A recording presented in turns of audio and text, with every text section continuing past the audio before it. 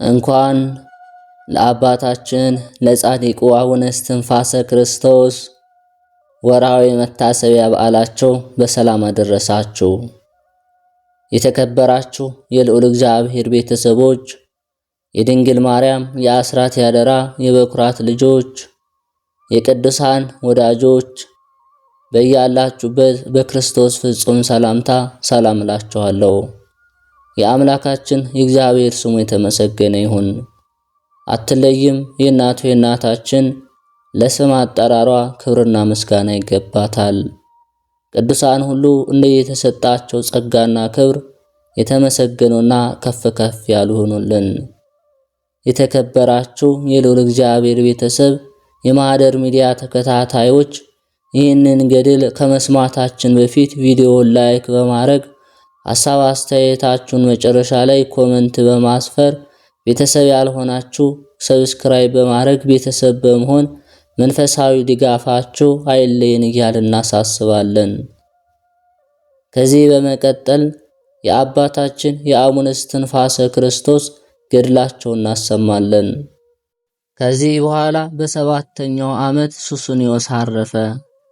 ወደሱ ሄደው የኢትዮጵያ አባቶች መነኮሳትና ሕዝብ ሁሉ አልቅሰው በታላቅ ክብር በነገሥታት መቃብር በነገሰ በ24 ዓመቱ ቀበሩት። ከዚህ በኋላ የዮሐንስ አባት ንጉሥ ፋሲል ነገሰ። ፋሲልም 35 ዓመት ሲሆኑ ልጁ ዮሐንስን ወደ አባታችን አቡነ እስትንፋሰ ክርስቶስና ወደ አቡነ ዘማርያም ሃይማኖትና ምግባርን ያስተምሩት ዘንድ አምጥቶ ሰጣቸው። ከአቡነ እስትንፋሰ ክርስቶስ ጋር አቡነ ዘማርያም ይህንን ጻድቅ ዮሐንስን አስተማሩት።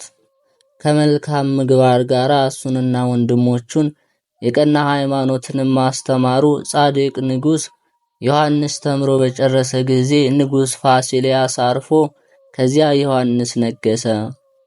የኢትዮጵያም ሀገር 15 ዓመት በቀናች ሃይማኖት ኖረች። ይህም ዮሐንስ የተባለ ንጉሥ ለአቡነ እስትንፋሰ ክርስቶስ የኢትዮጵያ ሰዎችና ሀገር ሁሉ ለዚች ላንተ ቦታ ይገዛ ይስገድ መጥቶ ደጅ ጥና ብሎ ቃል ኪዳን ገባለት። ስለዚህ ደብረ አስጋጅ ተባለች። ጻድቁ ቅዱስ ዮሐንስ በአባታችን እጅ ዘወትር ሥጋው ደሙን ይቀበላል። ንጉሡም አባታችን የክርስቶስ ሥጋና ደሙን አቀብለኝ አለው። እሺ ብሎም ወደ በዓቱም ቅዳሴ ቀድስ ዘንድ ገባ። ገብቶም ወደ እግዚአብሔር በጸለየ ጊዜ ዮናኤል የሚባል መልአክ ከእግዚአብሔር ዘንድ ታዞ የቅዳሴ ልብሱንና ለመስዋዕት የሚሆኑ ህብስቱን ከነጻሉ ወይኑን ከነጽዋ ይዞ መጣ። ለቤተ ክርስቲያን አገልግሎት የሚሆነውን ሁሉ ይዞ መጣ።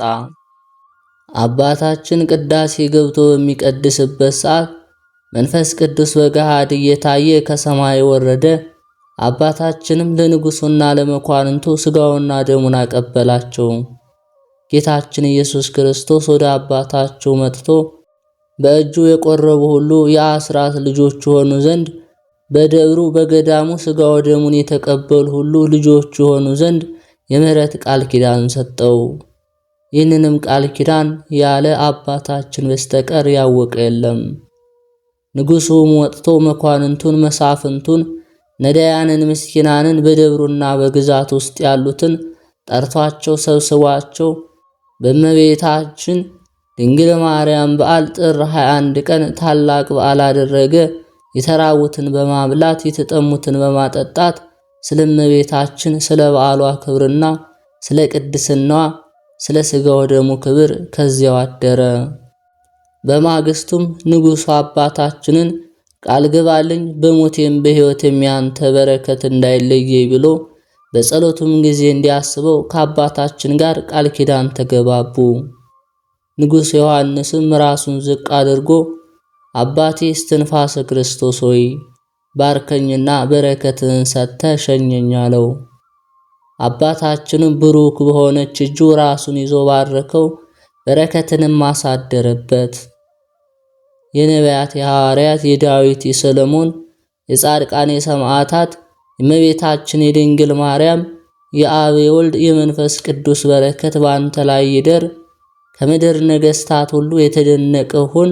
ስምህ በመንግሥተ ሰማያት በነቢዩ ኤልያስ እጅ በወርቅ ቀለም የተጻፈ ይሁን። የምትጠብቃቸው መንጋ እስከ ፍጻሜ ዘመንህ እንዲገዙ ያድርግልህ አለው። ከዚህ በኋላ አቡነ ዘበሰማያት እስከ መጨረሻው ከጸለዩ በኋላ ንጉሡ ተሰናብቶ ሄደና በሰላም በቀናች ሃይማኖት ጸንቶ በሥራ 5 ዓመት ነገሰ። ከዚህ በኋላ በሰላም አረፈ። አድያም ሰገድ የተባለ ልጁም ኢያሱም 24 ዓመት ነገሰ። ንጉሥ ሱስንዮስ ከመሞቱ አስቀድሞ በዚህ ንጉሥ ሱስንዮስ ዘመን ወደ ተደረገውና ወደ ቀደመው ነገር እንመለስ። በዚያን ዘመን ስሙ ማርቆስ የሚባል ደግ ጳጳስ ነበር። መልካም ሥራን የሚጠላ ሰይጣን የኢትዮጵያ መነኮሳት በአቡነ እስትንፋሰ ክርስቶስ ጸሎትና በአባ አካለ ክርስቶስ ጸሎታቸው ትምህርታቸው የኢትዮጵያን ሀገር እንደወረሱ አይቶ የተረገመ ጠላት በእነሱ ላይ ቀንቶ በጠላትነት ተነስቶ ስሙ መሃልም የሚባል የክፋትና የተንኮለኛ ወሬኛ ሰው ላይ አደረ። ይህ ሰው ኃጢአተኛ፣ ወራዳ፣ ሐሰተኛ ማለት ነው። መሃልም የተባለ ሰው ሐሰተኛና እንደተወገዙ እንደ አርዮስና እንደ መቅዶንዮስ የተወገዘ መናፍቅ ነው። መናፍቃን በዚያን ጊዜ ተነስተው ከዚህ መናፍቅ ጋራ ክህደትን፣ ክርዳድንና እሾህ አሜኬላን በምዕመናን ልቦና ዘሩ። ቅዱሳንን የሚያሳፍሩ ዘንድ በኢትዮጵያ የደረቀውን እንጨት ተክሉ የማይገባውን ትምህርት አምጥተው 2 ልደት የነበረውን የጌታ ልደት 3 ብለው በሐሰት የማይገባውን ታላቅ ስድብ ይናገሩ ጀመር። ይህንን ክህደት ለኢትዮጵያ ሰዎች አስተማሩ። ሰዎችም አልተቀበሏቸውም። ከመናፍቃን መካከል አንድ ሐሰተኛ ክህደትን አስተምሮ በክፉ አሟሟት ሞተ። ምድርም ከተቀበረ በኋላ 3 ጊዜ ተፋችው። ስጋውንም ምድር ከተቀበረ በኋላ 3 ጊዜ ተፋችው። ስጋውንም ውሾች አልበላሉ። ስጋውም ተላ ከረፋ ለ3 እስኪያስቸግር ድረስ ጠንብቶ ኖረ። ነፍሱንም የጨለማ ገዥ አጋንንት እየቀጠቀጧት ወደ ዘላለም እሳት ሄደች። ወደ ባህር እሳት ወረወሯት። በብዙ ሲቃይ ከባህር እሳት ውስጥ ወጥታ ከጌታችን ፊት ደርሳ እየተንቀጠቀጠች ቆመች። ጌታችንም ይህንን የሰደበችኝን ነፍስ ወደ ዙፋን ያታቅርቧት፣ እርጉም ዲያብሎስ ወዳለበትና የጥልቅ ጥልቅ ወደሚሆን መናፍቃን ወዳሉበት የኩነኔ ቦታ መውጫ ወደሌለበት ወደ ዘላለም ሲቃይ ወሰዷት አለ። እነሱም እየቀጠቀጡ ወስደው ትል ወደማያንቀላፋ እሳት ወደማይጠፋ እሳት ወረወሯት። በድቅድቅ ጨለማ ውስጥ አኖሯት። ያም ቦታ ለዘላለም መውጫ የሌለበት ቦታ ነው።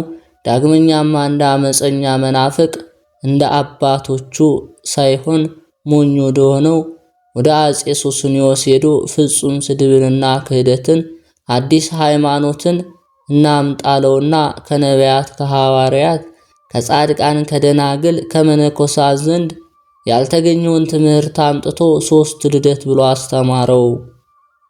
አስቀድሞ ጌታችን ሩቅ ብእሲ የዮሴፍ ልጅ ብለው ታላቅ ስድብን ሰደቡኝ እንዳለ፣ ይህም የውሃ ንጉሥ በዚህ ክህደት ጸና። ያ መናፍቅ ለኢትዮጵያ ሕዝብ ይህች ሃይማኖትን እናስተምር ዘንድ አዋጅ ነግረ ሰብስባቸው፣ እኔም ሃይማኖትን አስተምራቸዋለሁ አለ። እንዳለውም አልቀረ። ሕዝቡም ተሰብስበው ሲያስተምር ትምህርቱ በከተማውና በሀገሩ ተሰማ። በዚያን ዘመን ሰይጣን ካነሳው አውሎ ነፋስ የተነሳ በኢትዮጵያ ሁሉ ታላቅ መታወክ ሆነ።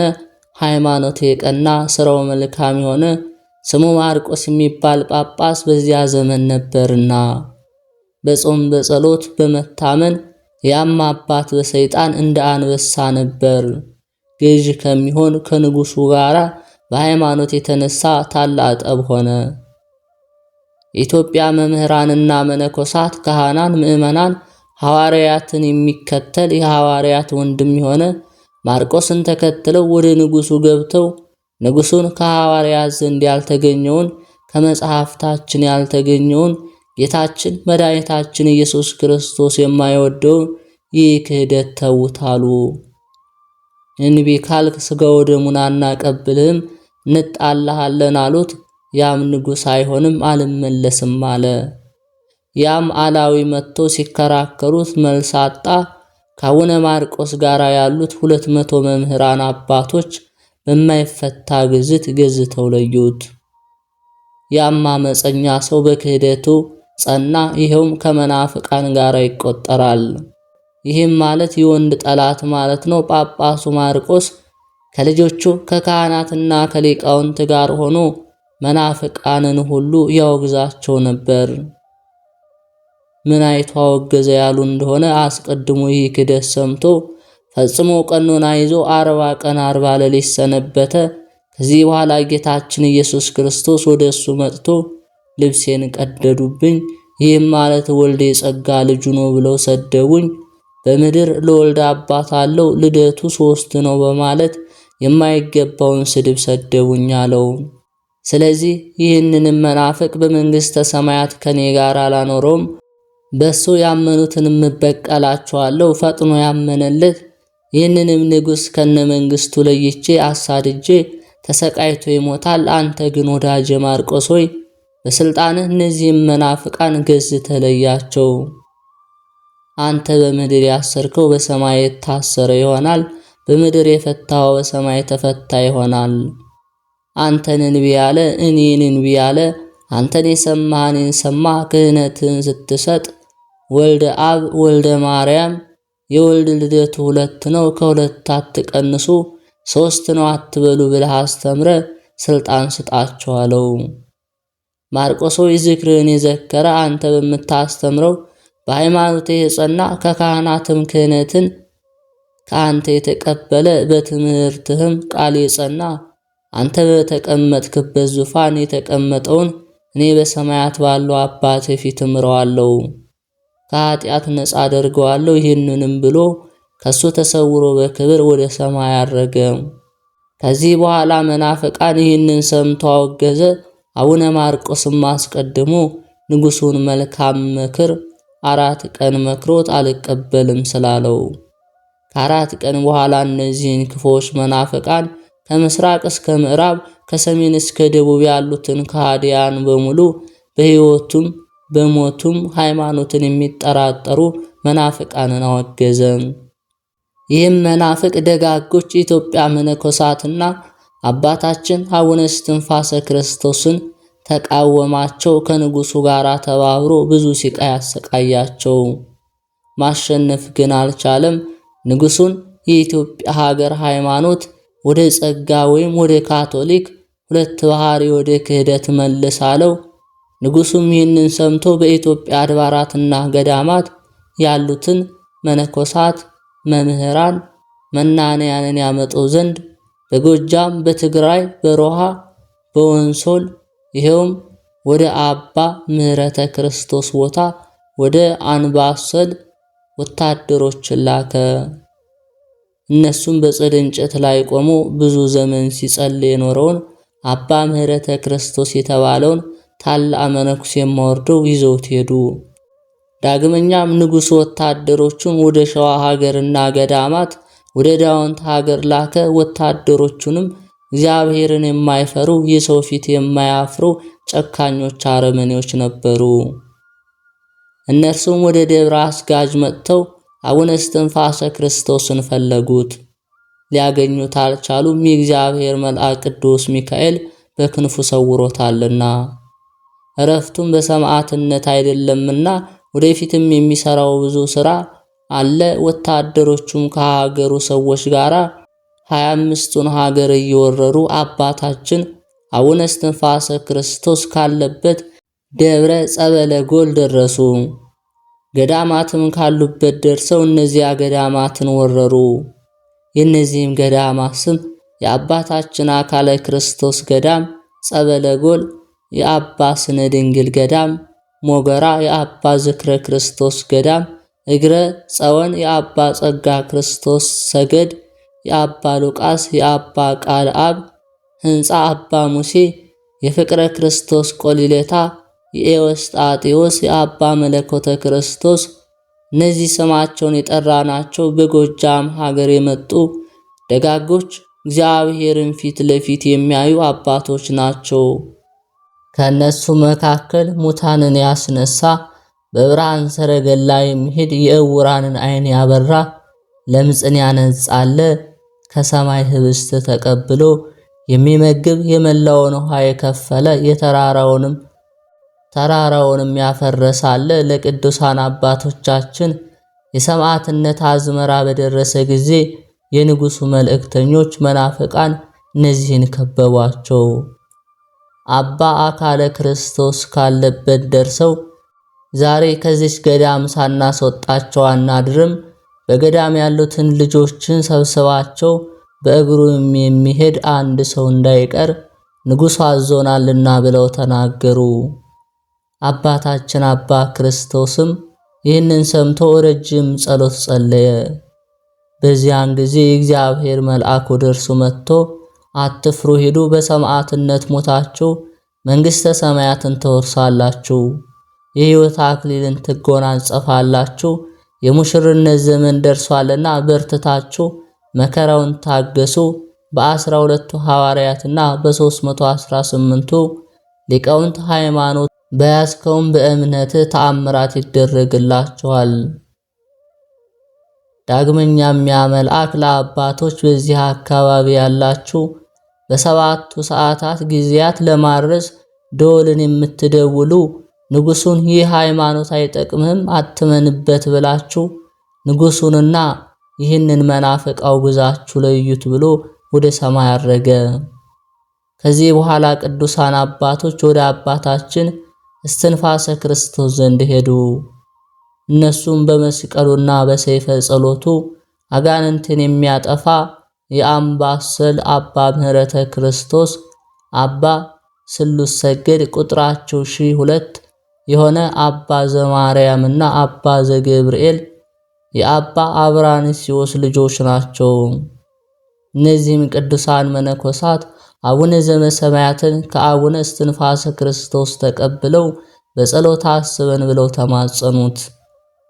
አባታችን አቡነ እስትንፋሰ ክርስቶስም ጽኑ ከያዛችሁት ሃይማኖት አትናወጹ፣ ለእኔ ግን እረፍቴ በሰማዕትነት ይሆን ዘንድ አልተፈቀደልኝም፣ የእኔ እረፍት በሌላ ነው፣ እናንተ ግን በሰይፍ ተቆርጣችሁ የምታርፉበት ጊዜ ደርሷልና ሂዱ አላቸው። እነሱም ቡራኬ ተቀብለው ተመልሰው ከገዳማቸው ገብተው ሃይማኖታቸው የቀና መናንያን መነኮሳት ልጆቻቸውን ሰበሰቡ።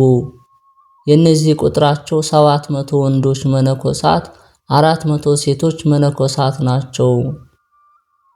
አባ አካለ ክርስቶስም የሚፈራ የሚጠራጠር አይሂድ፣ ይመለስ፣ ያመነ የማይጠራጠር የሞቱን መስቀል ጨክኖ ይቀበል ዘንድ ይከተለን፣ ቤቱን አይዝጋ፣ ስንቁን አይያዝ፣ የሃይማኖትን ሰይፍ ይዞ ይከተለን፣ የጽድቅ አዝመራ የሰማዕታት ጊዜ ደርሷልና የሰማዕታት አሰረ ፈለጋቸውን ተከትለን እንሂድ፣ በዚያ ጌታችን መድኃኒታችን ኢየሱስ ክርስቶስ እናገኘዋለንና ብዙ ገዳና በመሄድ በሰይፍ ከመቆረጥ ደማችን በማፍሰስ የነሱን ዋጋ እናገኛለን።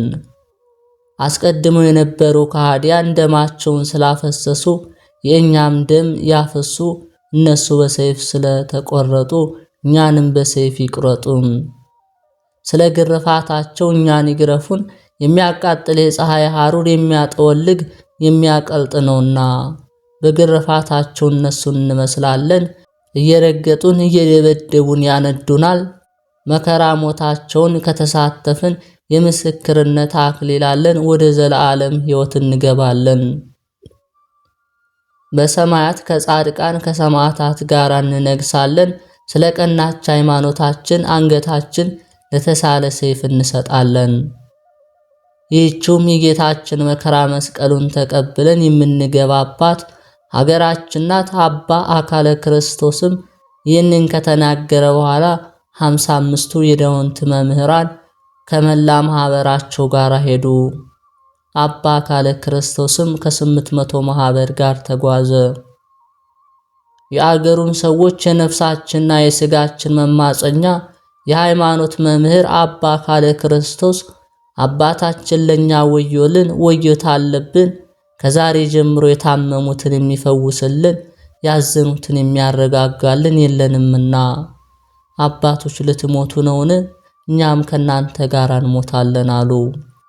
የሰላማችን መሪ ሆንክና አባትንና እናትን ሆንክ የመንግስተ ሰማያት መሪ አባታችን ሆይ አንተን ባናይ ባናውቅ በተሻለን ነበር። ደስታችን ወደ ሐዘን፣ ብርሃናችን ወደ ጨለማነት ተመልሷልና እኛም በመከራና በድካም ተጣልን አሉ። የዳውንት ሀገር ሰዎች ሁሉ እየተጫጫሁ እነዚህ ቅዱሳን ተከተሏቸው። መጻጉዓን፣ አንካሳን፣ የተለያዩ ደዌ ያለባቸውም አባታችን እያሉ በተአምራት ከበሽታቸው ድነው ተከተሏቸው። እንጨቶችና ድንጋዮችም በድንቅ ተአምራት ተከተሏቸው። አባታችን አካለ ክርስቶስም ተመለሱ አላቸው። እንጨቶችና ድንጋዮች ወደ ኋላ ፈጥነው ተመለሱ። ከዚህ በኋላ የንጉሥ ወታደሮች ቅዱሳንን እየነዱ ይዘዋቸው ሰውነታቸውን በፀሐይ ሐሩር እየቀለጠ ከገዳማቸው አወጧቸው። ሲሄዱም በመንገድ ድካም በጸናባቸው ጊዜ የሚያርፉበት ጥቂት ጥላ ፈለጉ። በጭንጫ ድንጋይ ላይ የወይራ እንጨት ነበረች። እነሱም ለአባታቸው ለጻድቁ አካለ ክርስቶስ አባ ራበን፣ ጠማን፣ ድካም ከላብ ጋር መጣብን አሉት። አባታችንም በዚህ ጥላ ስር ረፉ አላቸው። እነዚያም ቅዱሳን አንዱ በአንዱ ላይ እየወደቀ አንዷም በአንዷ ላይ እየወደቀች አረፉ። የእንጨቱ ጥላ ማረፊያ የሆናቸው ዘንድ አልበቃቸውምና እንደ ቅጠልም ረገፉ። ሰባቱ መነኮሳትም በማህበራቸው ላይ ደረሰውን ሲቃይ ባዩ ጊዜ እንደ በለስ ቅጠል እርግፍ ብለው ከመሬት ወድቀው የመረረ እንባን አለቀሱ። በፍጹም ልባቸውም ጮኹ። ወንድሞቻችን ሆይ ለጥማችን ውሃን እናገኝ ዘንድ ውሃ ወዳለበት እንሂድ፣ ጠምቶን በውሃ ጥም ደርቀን እንደምን እናድራለን አሏቸው። ዳግመኛም ወንድሞች፣ መናንያን አባቶች፣ እኛ በጎቻችሁ ደክመን እረኞቻችን የሆናችሁ እናንተን የእኛ መንጋዎቻችን ናችሁና አጠጡን፣ ኃይላችሁ በውሃ ጥምና በፀሐይ ሐሩር ደክሞናልና በምን ኃይላችን እንሄዳለን አሏቸው። የንጉሥ ወታደሮች የቅዱሳንን እንባና ለቅሶ ባዩ ጊዜ እጅግ አዝነው ከነርሱ ጋር አለቀሱ። አቡነ አካለ ክርስቶስ ድንቅ ድንቅ ተአምራትን የሚያደርጉ እመቤታችን ዘወትር የምትነጋገራቸው ሰማያዊ ንጉሥ ዘወትር የሚያነጋግራቸው ሰባቱ አባቶች መምህራን ተመልሰው ወደ እግዚአብሔር ፊታቸውን አቅንተው አቤቱ የእስራኤል አምላክ ሆይ ለእስራኤል ከጭንጫ ላይ ውሃን ያፈለክላቸው በሲና ገዳም ይጠጡ ዘንድ እንዲጠጡ ያደረካቸው ሰማይና ምድርን የምትገዛ ያለ አንተ ሌላ አምላክ የለንም። ስለኛ የምታዝንና ስለ ድካማችን የምታስብ ስለ ስምህ ብለህ ምራን። መግበን ቅዱሳን የነበሩ ሙሴንና አሮንን አቤቱ አንተ ሰማሃቸው፣ አንተም ይቅር አልካቸው።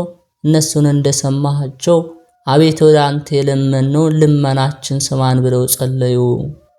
አባቶችም ይህንን ብለው 3 ጊዜ በስመ አብ ወወልድ ወመንፈስ ቅዱስ አሐዱ አምላክ ብለው ጭንጫውን ድንጋይ በበትረ መስቀላቸው 3 ጊዜ ወጉት።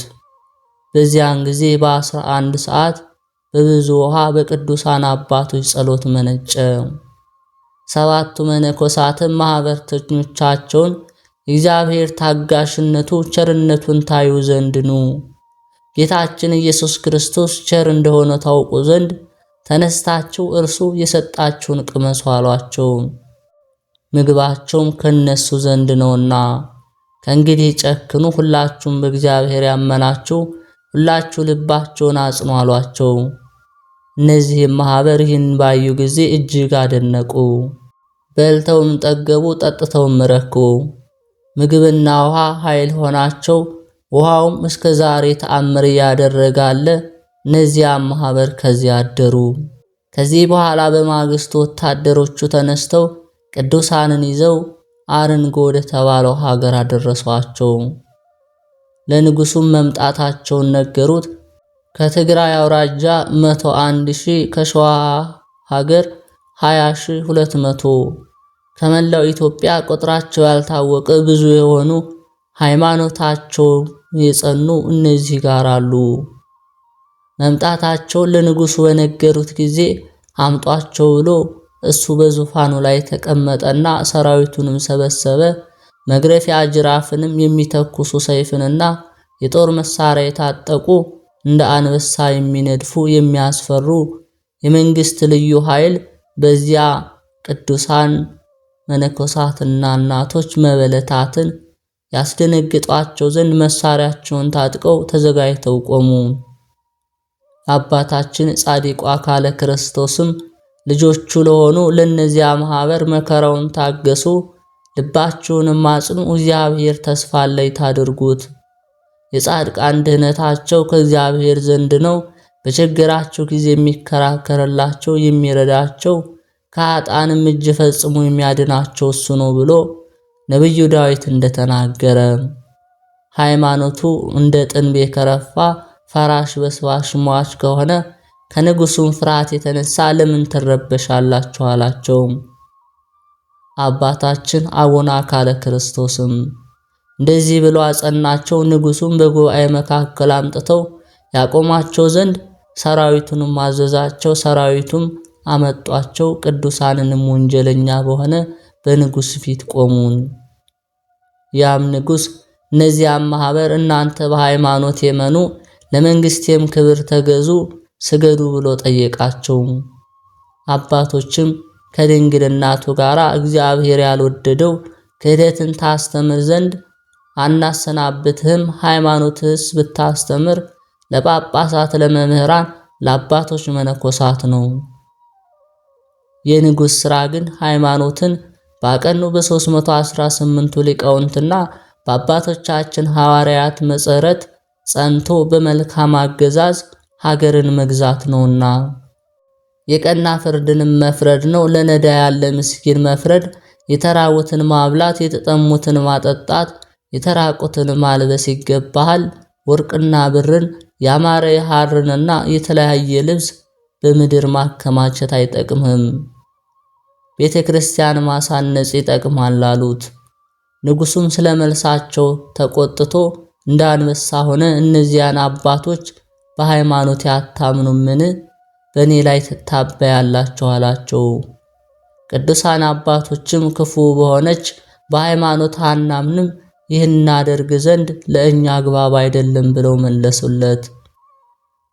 ንጉሱም እንደዚህ እኩል መልስ እንመላለስ እንውላለን፣ 3 ልደት ብላችሁ መኑ፣ በእነዚህ በሰራዊት ሁሉ መካከል እንዳታፍሩ፣ ከነማህበራችሁ ራቁታችሁን ሆናችሁ እንዳትታዩ አላቸው። ያሰቃዩአቸውም ዘንድ ወታደሮችን አዘዘ። የንጉሱም ወታደሮች በጦር መሳሪያቸው ከባድ የሆነ በትር ጀርባቸውና ደረታቸውን ቀጠቀጧቸው። እነዚህም ቅዱሳን ማህበር የውሃ ጎርፍ እስኪጮ ከመከራው የተነሳ ተጫጫሁ። ከክርስቶስ ፍቅር ማን ይለየናል? መከራ ወይስ ጭንቀት ወይስ ስደት ወይስ ረሃብ ወይስ ራቁትነት ወይስ ፍርሃት ወይስ ሰይፍ ወይስ ጦር ነው አሉ። ነፋስ ውሃን እንደሚያናውጥ ተነዋወጡ። ከዚህ በኋላ እግዚአብሔር ጸሎታቸውን፣ ለቅሷቸውን፣ ግርፋታቸውን፣ የራሳቸውን መቆረጥ፣ የደማቸውን መፍሰስ ተቀብሎ ከንጉሱ ቁጣ ሌሎች ያልተያዙትም ምዕመናን ያድናቸው ዘንድ ፈጽሞ ወደ እግዚአብሔር ጸለዩ። ሁሉም ከለቅሶ ጋር በአንድ ቃል አባታችን ሆይ አቤቱ ወደ ፈተና አታግባን፣ ሃይማኖትን ከመካድ አድነን ብለው ጮኹ። ከቅዱሳን ቃላቸውና ጩኸት በምድር ላይ ከሚፈስ ከአባቶች መነኮሳት ከእናቶች መነኮሳያት እንባም የተነሳ ምድር ደነገጠች። ከዚህ በኋላ ንጉሱ ወደ እስር ቤት አስገብተው ያስሯቸው ዘንድ አዘዘ። አንድ ቀንም አሰሯቸው፣ በማግስቱም ያወጧቸው ዘንድ አዘዘ።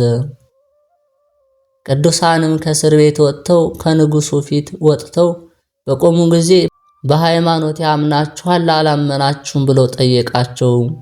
ቅዱሳን አባቶችም በአንድ ቃል በረከሰች ሃይማኖት አናምንም፣ ሰማዕታትን ሁሉ የምትገድል ንጉሥ ሆይ በእኛ ዘንድ የፈለግከውን አድርግ አሉት። ከዚህ በኋላ ተቆጥቶ የቅዱሳን አባቶች መነኮሳት የእናቶቻቸውንም መነኮሳያት አስኬማቸውን ልብሳቸውን ያስወልቋቸው ዘንድ አዘዘ። እኔም የምንኩስናዬን ልብስና አስኬማን ለነዚህ አልሰጥም፣ ራሴን ይቆርጡ በጦር ጎኔንም ይውጉ እንጂ አይሆንም፣ ከነ አስኬማዬ ከነ ቅናቴ ከነ ቆቤ ልሙት ያለም አለ። ነገር ግን በደበደቧቸው ፈንታ በጥፊ በመቷቸው ፈንታ በመሬት ላይ በወረወሯቸው በእግር በረገጧቸው በገረፏቸው ጊዜ ቅናታቸውን በስቃይና ለመናገር በሚያስጨንቅ መከራ ፈቱ። የዚህም መናፍቅ ንግግር እንደ ሬት የመረረ ነበር። የጩኸትና የለቅሶ ድምፅ እስከ ሰማይ ተሰማ። ከዚህ በኋላ ሃይማኖትን ካዱ የሚል መናፍቅ መጥቶ ተከራከራቸው። ብዙ የክህደት ነገር አምጥቶ ዘበዘበባቸው። እነሱም ከ318ቱና ከሐዋርያት መጽሐፍ ጠቅሰው መለሱለት፣ አወገዙት። በዚህ ጊዜ መልስ አጥቶ በእጁ የዘበተባቸው የአመፀኛ መናፍቅ አፍሮ ሄደ። ንጉሡም መልሶ በዚህ ሃይማኖት ካላመናችሁ ራሳችሁን በሰይፍ ይቆርጡ ዘንድ ቅንጭብ አድርጎ ማር ቁልቋል ወዳለበት ወደሚያቃጥል እሳት ይጨምሯቸው ዘንድ አዛለሁ ብሎ እያስፈራራ ሰይፍና እሳትን እያሳየ ይሸነግላቸው ነበር። የቅዱሳን ማህበር በሙሉ ሰይፍ፣ እሳት፣ ጦር ኖ በፊትህ ናቸው፣ የፈለግከውን አድርግ፣ እኛ በረከሰች በአንተ እምነት አናምንም። በቀናች ሃይማኖት ጸንተን በሃይማኖታችን ሳለን ብንሞት ይሻለናል። በጴጥሮስና በጳውሎስ ስልጣን ሃይማኖትን ባቀኑ በ318ቱ ሊቃውንት ስልጣን በእኛም ስልጣን አወገዝናችሁ፣ የተለያችሁ የታሰራችሁ ሁኑ ብለው በአንድ ቃል ተናገሩ። ከዚህ በኋላ አባቶች በዚህ ሁሉ ሽንገላ ለምን ትፈታተነናለህ ብለው ተቆጡ። ንጉሡም ወደ እሳት ይወረውሯቸው የማህበሩን ሁሉ ራስ በሰይፍ ይቆርጡ ዘንድ ወታደሮቹን አዘዛቸው። የታዘዙት ወታደሮቹም እሳትን አንድደው ከእሳት ውስጥ ወረወሯቸው። እሳቱን ፈጽሞ አላቃጠላቸውም፣ አልነካቸውም፣ እንደ በረዶ ቀዘቀዘ እንጂ። እነሱም የ3 ደቂቅን ጸሎት እየጸለዩ ሳይቃጠሉ ከእሳቱ ወጡ። ከዚህ በኋላ ንጉሡ የተራቡ ኃይለኞች አንበሶችን አምጡ ብሎ አዘዘ። እነዚህ የተራቡ አንበሶች ወደ ቅዱሳን እየተሯሯጡ መጥተው ከእግራቸው ላይ ወድቀው እግራቸውን ይስሟቸው፣ ይተሻሿቸው። እነሱም የረገጡትን የእግራቸውን ትቢያ ይልሱ ጀመር። የንጉሡ ሰራዊትም ይህንን ተአምር ባዩ ጊዜ ፈሩ፣ ደነገጡ። በእነዚህ ቅዱሳን ሃይማኖትን ማመኑ የንጉሡ መኳንንትና የተለያዩ ባለስልጣናት ንጉሡን እነዚህን አንበሶች የሚያሰግዱ እሳትን የሚያቀዘቅዙ ፈጣሪ እግዚአብሔርን የሚፈሩ ቅዱሳን መነኮሳትን ተጣላቸው ዘንድ ፈጽሞ አግባብ አይደለም አሉት። ንጉሡም ተቆጥቶ በሃይማኖቴ ካላመኑ አልተዋቸውም አለ። ዳግመኛም ንጉሡ ከዚህ ከመናፍቅ ጋር መክሮ በሰይፍ አንገታቸውን ይቆርጣቸው ዘንድ አዘዘ። ብዙም ከተጨቃጨቁ በኋላ ወታደሮቹ ሰይፍ ይዘው ይቆርጧቸው ዘንድ ቅዱሳንን ከአዳራሽ አውጥተው እየነዱ ወሰዷቸው። በምግባርና በሃይማኖት የጸኑ እነዚህ ቅዱሳን በሃይማኖት ጸንተው ለሞት ጨክነው ዓይናቸውን ወደ ሰማይ ቀና አድርገው ፈጽሞ ወደ እግዚአብሔር ለመኑ። አባታችን አቡነ እስትንፋሰ ክርስቶስም እነዚህ ሰማዕታት በሃይማኖታቸው እንዲጸኑና ፈጣሪያቸው እንዲሰማቸው በረቂቀ ጸሎቱ በጸና አንባው ወደ እግዚአብሔር ያመለክትላቸው ነበር። ጌታችን ኢየሱስ ክርስቶስም ክብር ምስጋና ይግባውና በአቡነ እስትንፋሰ ክርስቶስ ጸሎት በእነሱ ጸሎት ወደ እነሱ መጥቶ ሰማዕትነትን የተቀበሉበትን ቃል ኪዳን ሰጣቸው። ቃል ኪዳኑም ይህ ነው። እውነት እውነት እላችኋለሁ መታሰቢያችሁን የሚያደርግላችሁ ስማችሁን የሚጠራ የገድላችሁ መጽሐፍ የጻፈውን ያጻፈውን ሰው ስሙን በሕይወት መጽሐፍ እጽፈዋለሁ። በስማችሁም የሚማጸን ፈጥኖ በእኔ ዘንድ ይሰማለታል አላቸው። ጌታችንም ይህን ብሎ ከነርሱ ተሰወረ። ከዚህ በኋላ ቅዱሳን አባቶች ከማህበራቸው ጋር የጸለዩ አንገታቸውን ዘንበል አድርገው ሰጧቸው። ቅዱሳንም በስም አብ ወወልድ ወመንፈስ ቅዱስ አሐዱ አምላክ እያሉ ሰያፋውያን በሰይፍ አንገታቸውን ቆረጧቸው። ያን ጊዜ ከአንገታቸው ውሃ፣ ደም ፈሰሰ። መላእክትም በብርሃን ልብሳቸውን ረበው ጋረዷቸው። የተሰወሩ ቅዱሳንም መጥተው መዝሙረ ዳዊትን ከመጀመሪያ እስከ መጨረሻ የ15ቱ ነቢያት የ5ቱ መኃልያተ ሰሎሞን ጭምር የ7ቱ ዕለታት ውዳሴ ማርያም ከአንቀጸ ብርሃን ጋር ጸለዩላቸው። ጸሎታቸውንም ከጨረሱ በኋላ እነዚህ ቅዱሳን እና መላእክት በአንድነት ወደ አየር ወጥተው ሃይማኖት የካዱትን የኢትዮጵያን ሰዎች ያወግዟቸው ጀመር። በዚያን ሰዓት ታላቅ ዝናብና በረዶ፣ ንውጽውጽታ፣ ነጎድጓድ፣ መብረቅ፣ ደመና፣ ብልጭታም ያለ የሚያስፈራ ጉም ሆነ። መብረቅም ከንጉሡ ሰራዊት መካከል 7 እጅ የሚሆኑትን ገደለ። የሚጠራጠሩ ተጠራጣሪዎችም እግዚአብሔር ተቆጥቶ ባመጣው መብረቅ አለቁ። በቀናች ሃይማኖት ያመኑ የክርስቶስ መስቀሉ ጋሻ ሆናቸው፣ በተአምራትም ድነዋል።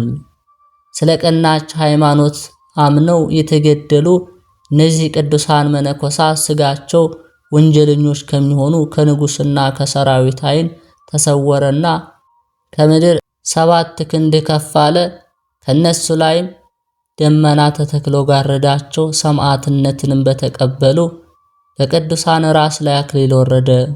በመንግሥተ ሰማያት የምስክርነት አክሊል ተቀብለው ወደ ዘላለም ሕይወት ገቡ። የእነዚህ ቅዱሳን መነኮሳት ነፍሳቸው ከጻድቃንና ከሰማዕታት ጋር በተጋደሉም ጸንተው ከኖሩ ከመነኮሳት ከደናግል ነፍሳት ጋር ተደምራ ተላ ደስታ ካለበት ከገነት ተቀመጠች። የቅዱሳንን አንገት የቆረጡ እነዚያ ወታደሮች አብደው ልባቸውን አጥተው የገዛ ስጋቸውን እየቆራረጡ እየበሉ በክፉ አሟሟት ሞቱ። ይህ ሁሉ ተአምር የተደረገው በአባታችን በአቡነ እስትንፋሰ ክርስቶስ ጸሎትና ልመና በእንባውና በስግደቱም ብዛት ነው። የእነዚህ ቅዱሳን ጸሎታቸውና በረከታቸው ከሁላችን ጋር ይሁን በእውነት። የአባታችን የጻድቁ አቡነ እስትንፋሰ ክርስቶስ ተአምር። እግዚአብሔር ይባርካቸው፣ አይነ ልቦናቸው የሚያብራላቸውና ይህንን የአባታችን የአቡነ እስትንፋሰ ክርስቶስን ተአምር ከእረፍቱ በኋላ ያደረገውን ስሙ። ዛሬም በእግዚአብሔር ዘንድ የተወደደ ከልጅነቱ እስከ እርጅናው በስጋውም ሆነ በሐሳቡ የኃጢአት ትቢያ ያልነካው ጽኑ ድንግል የሆነ እንደርሱ ያለ የለም። በዘመኑ ቁጥር ልክ እግዚአብሔርን ምስጋና ምንም ሳያስታጉል ይጸልያል።